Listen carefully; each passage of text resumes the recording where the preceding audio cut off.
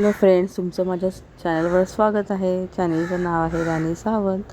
तर आज मी तुम्हाला मॉर्निंगचं रुटीन दाखवते. हे सकाळी 6चं रुटीन आहे. मी सकाळी 6 वाजता उठली होती. सगळ्यात अगोदर तर मुलीला इथे आंघोळीला पाणी ठेवलेलं आहे टोपामध्ये, आणि नंतर मी इथं तिला टिफिनसाठी मी पराठे बनवणार आहे. त्यासाठी मी इथं हिरवी मिरची, लसूण आणि जिरं हे वाटून घेणार आहे मिक्सरमध्ये. नंतर मी आताही माझं वाटून झालेलं आहे. आता मी इथं पीठ मळायला घेणार आहे.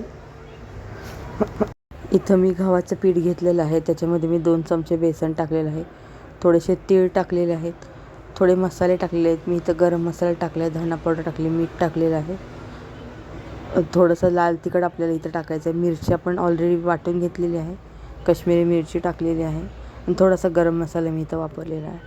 आता ह्याच्यामध्ये आपल्याला काय करायचं आहे, थोडंसं दही टाकायचं आहे. थोडंसं म्हणजे आपल्याला 1-2 चमचे तरी दही इथं वापरायचं आहे. त्यामुळे काय होतं, पराठे चांगले मऊ राहतात, लुसलुशीत राहतात जास्त वेळासाठी. आणि इथं हिरव्या मिरचीचा जो ठेचा करून घेतला होता ना, तो इथं ॲड करायचा आहे. आणि आपल्याला मेथी जी आहे ना, ती बारीक करून टाकायची आहे.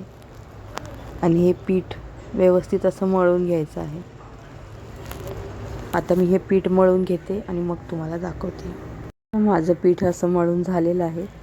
तर आता पराठे बनवायला घेऊया. एक 10 मिनटासाठी रेस्ट करायला ठेवायचं आहे. 10 मिनटं झाली होती. आता मी इथं हे पराठे बनवायला घेते. आता मी असे हे पराठे बनवायला घेतलेले आहेत. तर आता कॅमेरा बरोबर सेट न झाल्यामुळे तुम्हाला इथं लाटताना दिसत नाही आहे. तर हे असे सर्व बनवून घेते. आता तुम्ही इथं तेल तूप तुमच्या आवडीप्रमाणे लावू शकता. मी इथं तेलच लावलेलं आहे, किंवा बटरसुद्धा लावू शकता. प्रत्येकाच्या आवडीनुसार आपण इथं करू शकतो. तर मी आता असे पराठे आता बनवून घेणार आहे, ते सॉससोबत किंवा मग दह्यासोबत असं, किंवा मग कोथिंबीरची हिरवी चटणी आपण बनवतो त्यासोबतसुद्धा आपण हे सर्व करू शकतो. पण मी हे सकाळच्या गडबडीमध्ये मी कुठलीच चटणी बनवलेली नाही, मी सॉससोबतच टिफिनमध्ये दिलं होतं.